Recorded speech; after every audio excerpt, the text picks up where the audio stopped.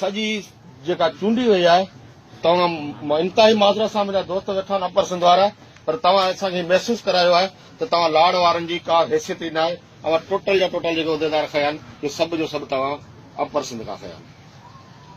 असांखे इन ते तहफ़ुज़ात कई आहिनि। तव्हां असांखे ॿेरी ॿेरी असांखे साईं सालम जो चॉकलेट खारायो।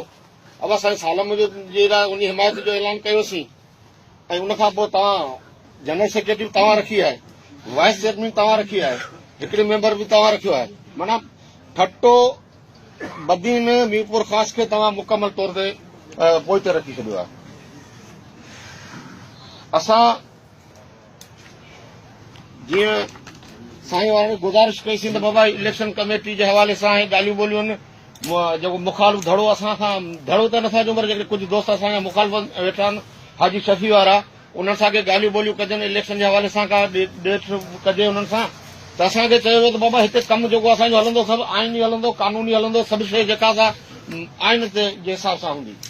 इलेक्शन कमेटी में जेकॾहिं हुनखे अचिणो आहे जेकॾहिं चूंडुनि में विहणो आहिनि त उहे माण्हू अचनि वर्किंग कमेटी जे इजलास में असीं इलेक्शन कमेटी खे उते चूंडींदासीं। साईं इलेक्शन कमेटी त तव्हां मोरे में वेही चूंडी आहे। तव्हां मर्कज़ी बॉडी खां इहो फ़ैसिला अॻे करे तव्हां लाथा आहिनि इहा असांखे हाणे तव्हां असांखे तौसी कहिड़ी था वठो फ़ैसिलो त तव्हां करे चुका आहियो।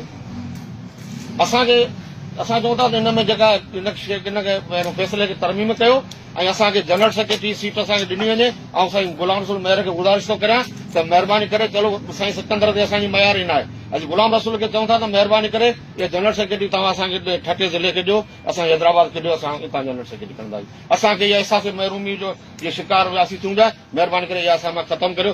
ॿी सूरत में असीं पंहिंजे फ़ैसिले जा पाण जेके संभाल कयूं थी सघे थो असीं अॻिते असां हलूं या न हलूं हीअ असांजो फ़ैसिलो आहे। साईं तव्हां मरणो मुखाओ पिया परणो मुखाओ पिया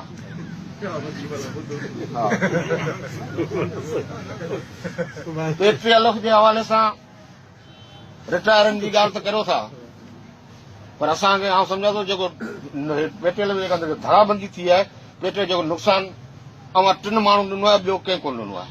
ऐं क्लियर थो चवां साईं इंतज़ार साईं गुलाम रसूल मेयर साईं सिकंदर जतोई तव्हां ई नथा चाहियो त पेट्रोल हिकु थिए। जेकॾहिं तव्हां चाहियो त पेट्रोल हिकु थिए त बिल्कुलु तव्हां करे सघो था पर तव्हांजी नियतुनि में इहो आहे ई न। तव्हां चओ था उस्ताद दरबदर थींदल हुजे ऐं तनज़ीम जे अंदरि धड़ाबंदी हुजे ऐं असां पंहिंजी जॻह हुकुमरानी असांजी क़ाइमु हुजे। साईं वॾो चई वियो साईं मुज़फ़र शाह बाबा असां सभु इख़्तियार आहिनि साईं तव्हांखे कस को बि कोन्हे किथां न किथां मेंबर चूंडायो वञो तव्हांजो कमु थियो वञे तव्हां